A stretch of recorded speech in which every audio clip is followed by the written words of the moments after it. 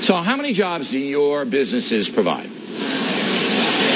Many thousands, over 10,000, and it's a lot. And I know all about ObamaCare. I also know about good health care.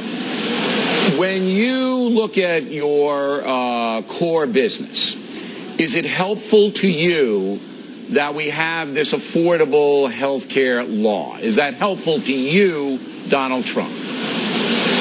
Well, I take a lot of really good care of my employees. I pay them a lot, and I take good health care. They get great health care. And it affects me to a certain extent, but not to the extent that a lot of other businesses are affected. Many businesses are closing up. Many businesses are hiring part-time workers, as you know. They're hiring fewer than 50 workers. There are a lot of tricks to Obamacare that, frankly, I mean, people are becoming PhDs in Obamacare. And it's very unfair. It's very unfortunate, but it is affecting unemployment, and it is certainly affecting other businesses very, very seriously. Okay, so but in your business, because you provide a higher level of compensation, doesn't hurt you directly, but you believe that it's hurting the economy because the smaller business people are cutting back. What would you do? It has less effect on me, yes. All right, say you were appointed czar of the economy. How would you get the employment up and the wages up and everything like that? Do you have a strategy? Is there something you would do?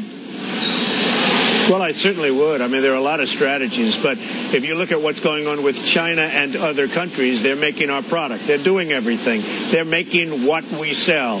They're making a lot of things. Now they're going to start their own airplane companies to compete with Boeing. We send our cars. We send everything over there. They take them. And by the way, these companies are signing agreements that they have to give away their technology to China. Otherwise, you can't do business in China.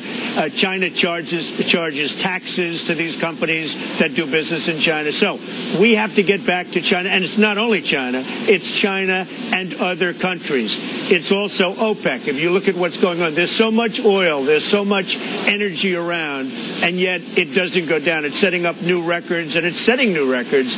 OPEC is laughing at us. How stupid we are, Bill. How stupid we are. So you have to attack China and other countries economically. You have to go back to making product. Our real unemployment number is much higher than the 7.5%. They have 7.5. It's probably 17 or 18%. Yeah, people have stopped looking for work.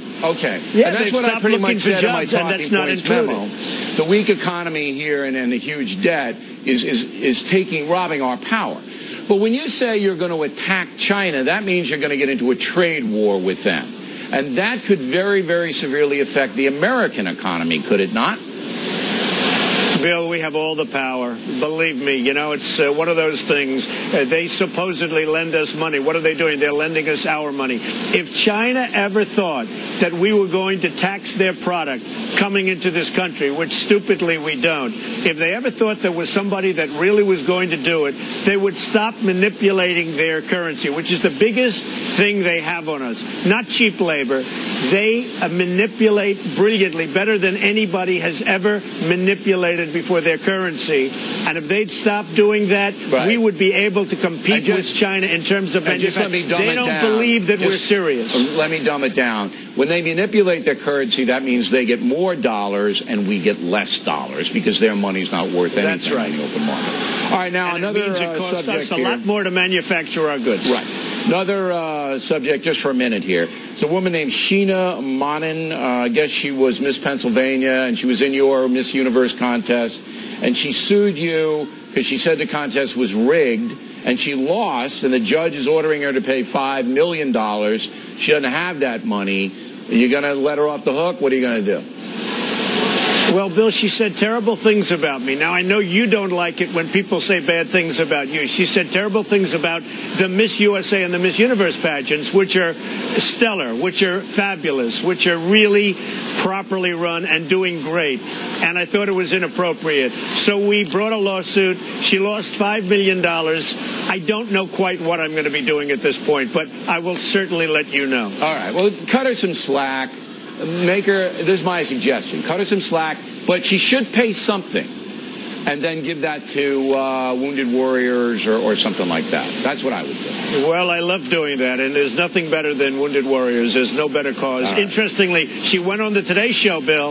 I thought they were interviewing the winner. They were interviewing her. I said, what's she doing on the show? She said bad things. She paid a big price. All right, Donald Trump, everybody. Plenty more ahead as the factor moves along this evening. Why is the terrorist Major Nidal Hassan still being paid by the U.S. military? We'll find out.